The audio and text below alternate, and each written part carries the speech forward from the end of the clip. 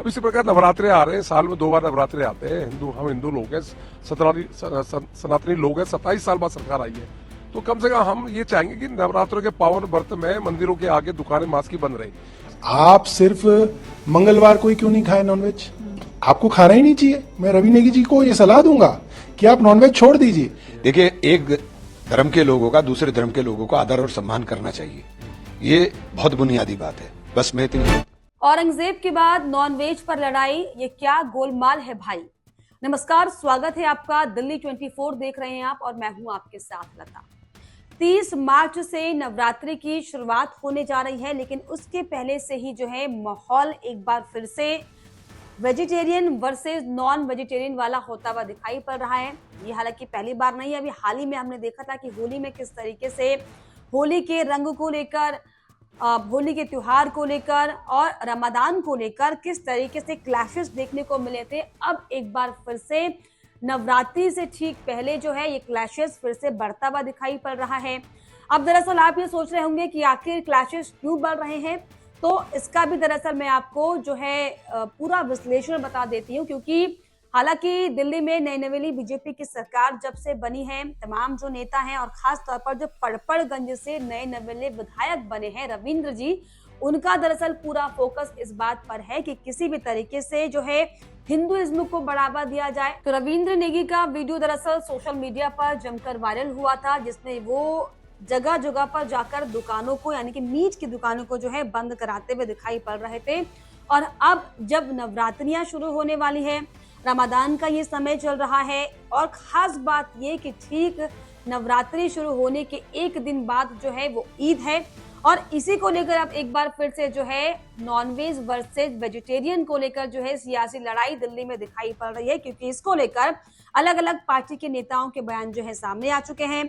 रविंद्र नेगी का ये कहना है कि साल में 2 बार नवरात्रि आ रहे हैं, तो इसमें मांस की दुकान बंद होनी चाहिए। पूरी दिल्ली में नहीं तो मेरी विधानसभा में तो मांस की दुकान बंद होनी ही चाहिए। बिल्कुल। मंगलवार को अभी कुछ दिनों पहले मंगलवार को मैं कुछ मंदिरों में गया, तो मंदिरों के ठीक सामने मांस की दुकान खुली थी, तो मुझे बड़ा बुरा लगा। तो मैंने व्यापारियों से निवेदन किया, भाई मंदिरों के आगे दुकान अब मंगलवार को बंद।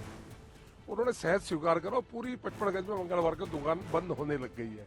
अब इसी प्रकार नवरात्रे आ रहे हैं, साल में 2 बार नवरात्रे आते हैं। हम हिंदू लोग हैं, सनातनी लोग हैं। 27 साल बाद सरकार आई है, तो कम से कम हम ये चाहेंगे कि नवरात्रों के पावन व्रत में मंदिरों के आगे दुकानें मास की बंद रही। इसके लिए डीएम साहब को पत्र लिखूंगा, इसके लिए मैं डीसी साहब को पत्र लिखूंगा, और कम से कम पहले तो पूरी दिल्ली में हो, अगर नहीं तो मेरी विधानसभा में मांस की दुकान बंद रहे, ये मैं पूरी कोशिश करूंगा। ईद मेरे ख्याल से 30 नवरात्रे, 31 से 1 को ईद है, पर ये मीठी ईद है।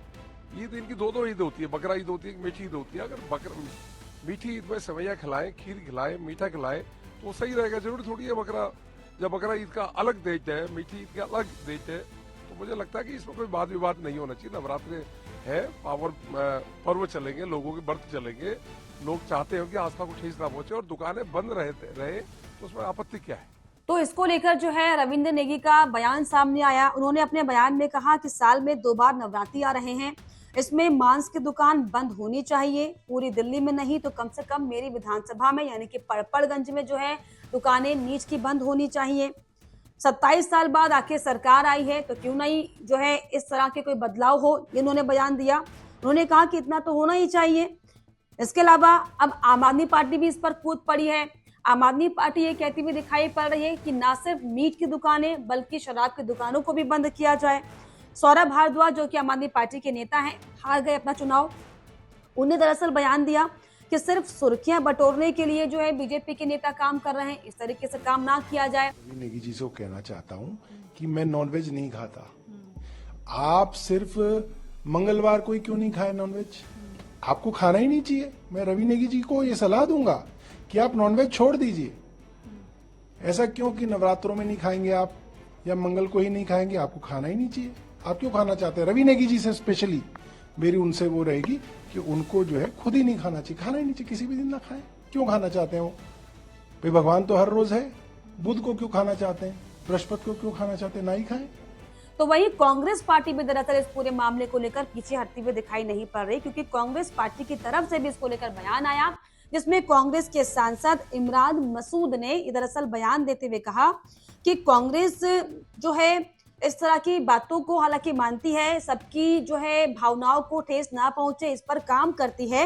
इस पर इमरान मसूद ने यह भी कहा कि नवरात्रि में मांस की बिक्री पहले से ही कम हो जाती है, नवरात्रों में जो है मंडियां बंद हो जाती हैं।